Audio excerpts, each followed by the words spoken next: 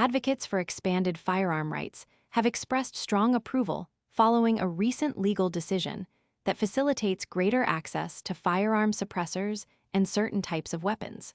Representative Andrew Clyde, Arga, a former firearms industry entrepreneur, described the development as a significant reaffirmation of Second Amendment protections, marking it as one of the most consequential in nearly a century.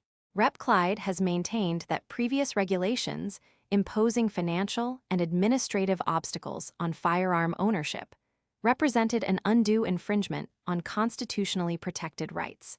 He argued that the imposition of taxes on such rights effectively undermines their accessibility.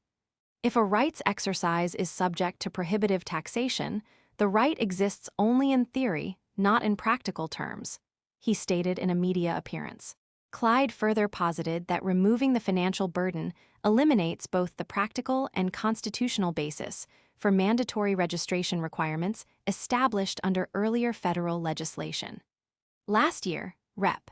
Clyde spearheaded an initiative to revise provisions of the National Firearms Act of 1934.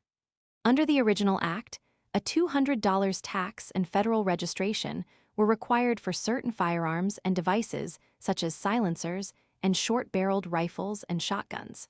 The enactment of the One Big Beautiful Bill Act, OBBBA, reduced this tax to zero, and legal advocates subsequently contended that, absent the tax, the federal registration provisions could not be constitutionally sustained.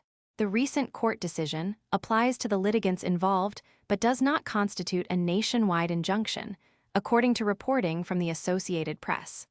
Rep. Clyde has characterized this outcome as a landmark advance for Second Amendment rights and expressed optimism regarding future legal developments in this area. He affirmed his view that the Second Amendment serves as a foundational safeguard within the Constitution, underpinning a range of other fundamental rights, including freedoms related to assembly, religion, speech, press, and petition. Furthermore, Rep. Clyde, alongside 47 Republican colleagues, formally requested that Attorney General Todd Blanche refrain from appealing the court decision. Their correspondents argued that an appeal would perpetuate regulatory uncertainty for lawful firearm owners and businesses, while also expending Department of Justice resources defending a legal position that both Congress and the federal judiciary have found untenable.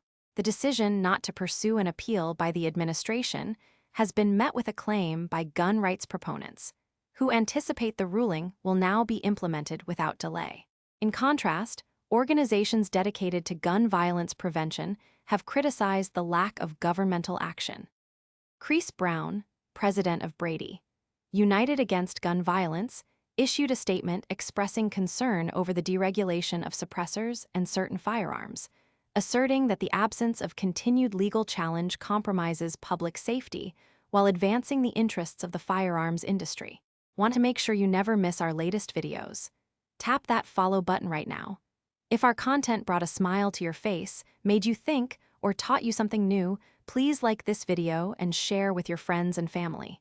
Your support helps our community grow, and sharing the love only takes a second. Thank you for watching and being part of our journey.